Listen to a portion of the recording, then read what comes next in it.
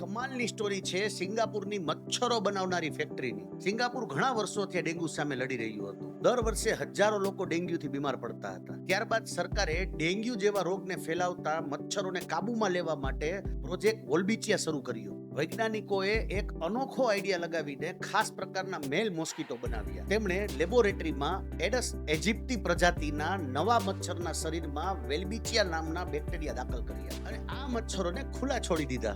આ મચ્છરો માણસને કરડતા નથી, લોહી પીતા નથી અને કોઈ પણ રોગ ફેલાવતા નથી. હવે જ્યારે આ સારા મચ્છરો ડેન્ગ્યુ ફેલાવતા જંગલી ફિમેલ મોસ્કીટો સાથે જોડાય છે ત્યારે તેમને ઈંડામાંથી મચ્છરનો જન્મ જ નથી થતો અને લિટરલી ધીમે ધીમે ખરાબ મચ્છરોની સંખ્યા ઘટવા લાગે છે. માણસો દર અઠવાડિયે લાખો આવા મચ્છરો તૈયાર થાય છે અને પછી તેમને રહેણાંક વિસ્તારો, બગીચાઓ, બિલ્ડિંગ, રૂફટોપ પર છોડવામાં આવે છે. પરિણામ, જે વિસ્તારોમાં આ પ્રોજેક્ટ ચલાવવામાં આવે છે ત્યાં ડેન્ગ્યુ ફેલાવતા મચ્છરોની સંખ્યામાં 90% સુધીનો ઘટાડો જોવા મળ્યો. અને આટલું જ નહીં, પણ તેની આજુબાજુના એરિયામાંથી 45% સુધીના ડેન્ગ્યુમાં કેસના ઘટાડો જોવા મળ્યો. અને આ ટેકનોલોજી એટલી સબળ સાબિત થઈ રહી છે કે આજે ગૂગલની parent company Alphabet debug project પણ અમેરિકાના કેલિફોર્નિયા અને ફ્લોરિડામાં કરોડો વેલ્બેચિયા વાળા નવા મચ્છરો છોડવાની યોજના માટે ચર્ચામાં છે. વિજ્ઞાનીઓનું માનવું છે કે આ રીત ભવિષ્યમાં ડેન્ગ્યુ, ઝિંકા, વેસ્ટનેલ જેવા મચ્છરજન્ય રોગ સામે જંતુનાશક દવા કરતા વધુ સુરક્ષિત બની શકે છે.